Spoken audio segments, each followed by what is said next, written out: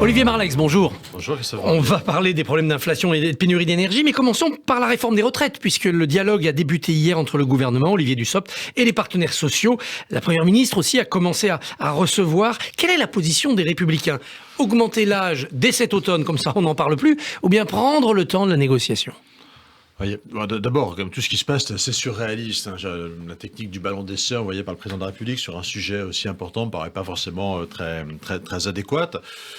Une réforme de retraite, c'est pas seulement un âge, c'est quand même tout un tas de paramètres. Quand la pénibilité. Quand vous touchez l'âge, vous touchez la question des carrières longues, vous touchez la question des pénibilités, vous touchez la carrière des femmes qui ont des années sous-cotisées.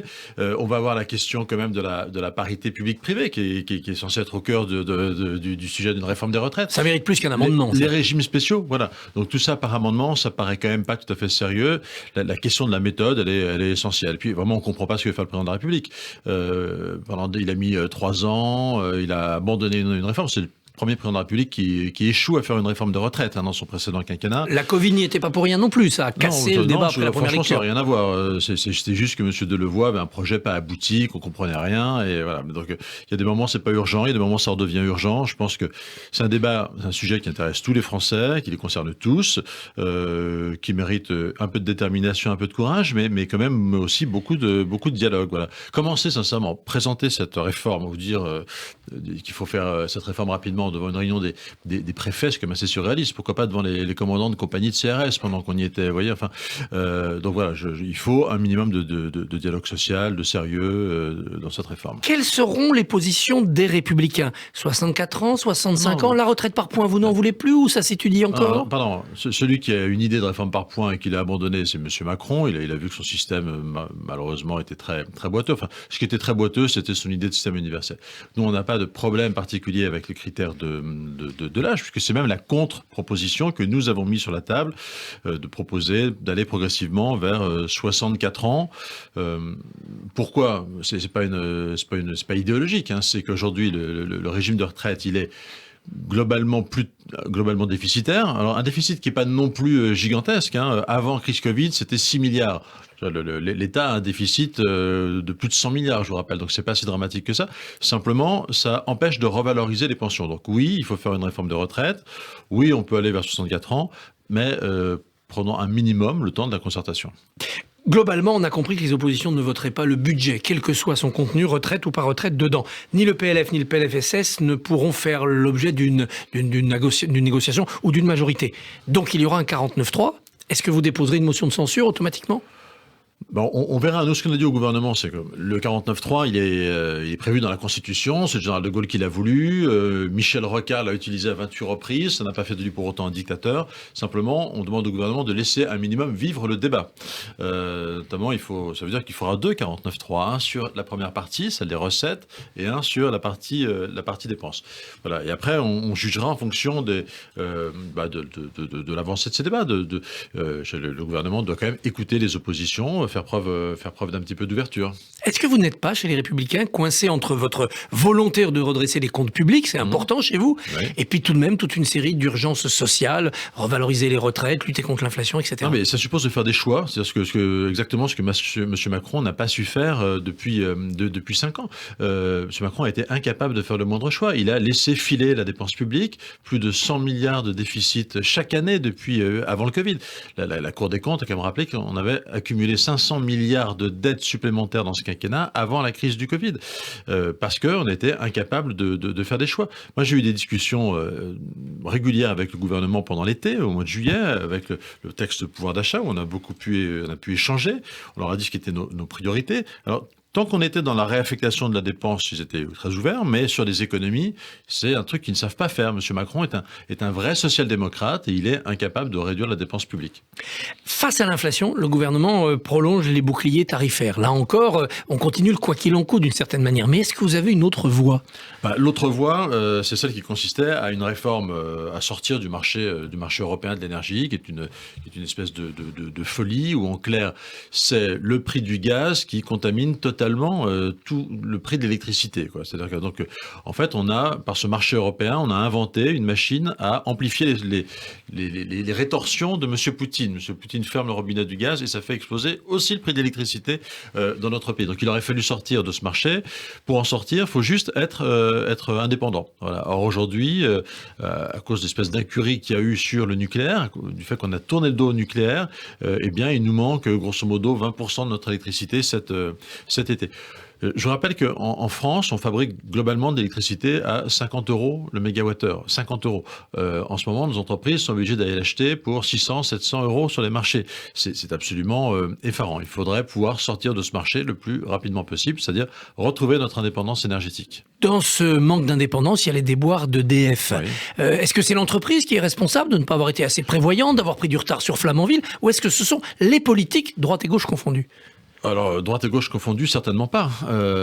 Certainement pas, Christophe Barbier. Je vous rappelle que la droite a toujours soutenu le nucléaire. Il y a dans ce pays 2 familles politiques qui n'ont jamais renoncé au nucléaire. Je le dis par honnêteté, les communistes et la droite. Madame Le Pen invité à sortir du nucléaire parce que c'était dangereux, et la gauche, on voit son bilan aujourd'hui à l'œuvre.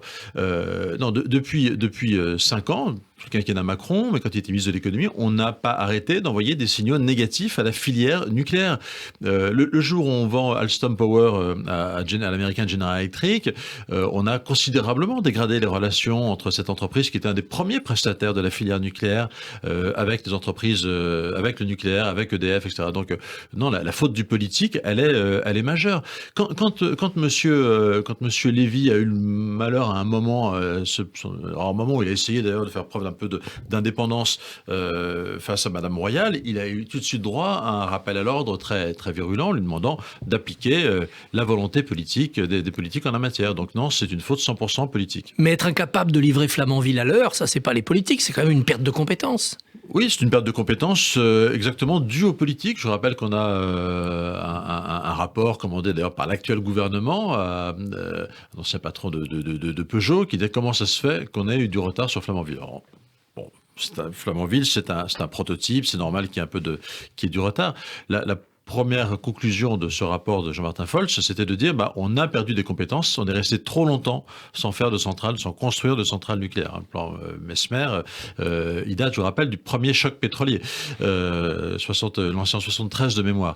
On a perdu ces compétences. Bien, la première conclusion qu'en a tirée Bruno Le Maire, c'est on va attendre un peu plus alors. Voilà, c'est-à-dire qu'il a réussi, il a eu le génie de faire le contraire de ce que disait le rapport. Donc oui, on a perdu des compétences, c'est pour ça qu'aujourd'hui on est dans cette panade. Aujourd'hui, on s'organise face à la pénurie. On apprend que la fac de Strasbourg va donner 2 semaines de vacances de plus à ses étudiants pour faire des économies d'énergie. Vous êtes solidaire de ce genre de système D ? Non, c'est assez terrible. Vous savez, on peut parler d'une université. Vous avez aujourd'hui tous les organismes HLM se posent la question de savoir comment ils vont faire, quoi, parce que c'est des factures multipliées par 7. Et puis nos entreprises. Moi, je trouve très insuffisante pour l'instant la réponse du gouvernement sur la situation des entreprises. Vous avez plein de petites PME qui se retrouvent avec des factures d'électricité, ou des plus grosses aussi, multipliées par 5 ou 6, 7. C'est totalement insoutenable. Alors la réponse de Bruno Le Maire, c'est oui, mais à la différence des particuliers, eux peuvent la répercuter. Alors pour le coup, bonjour l'inflation, si on part de ce principe-là.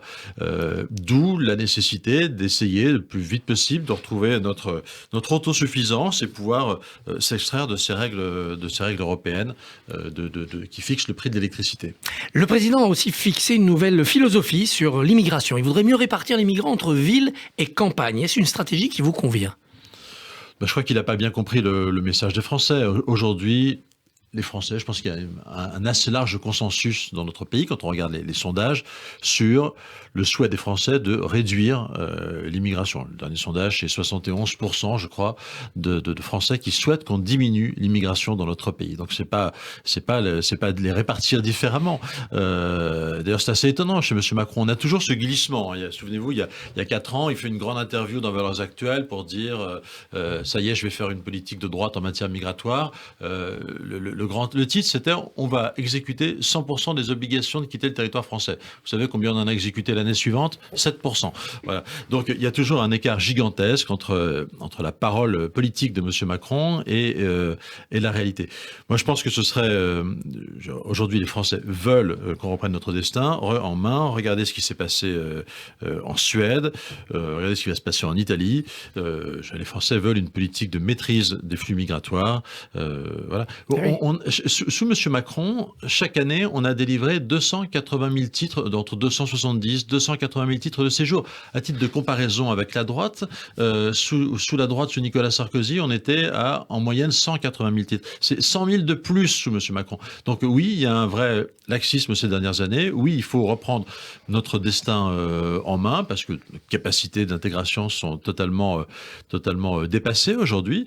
Donc c'est plus dans l'intérêt de personne, et c'est certainement pas cette question de la répartition qui amènera une réponse. En Suède, en Italie, les droites ont répondu à la demande populaire par des coalitions avec des extrêmes droites qui ont arrondi un peu les angles. Est-ce que ça pourrait être une stratégie pour les Républicains ? C'est une invitation, M. Barbier. En tout cas, la main va être tendue dans les années qui viennent par l'extrême droite.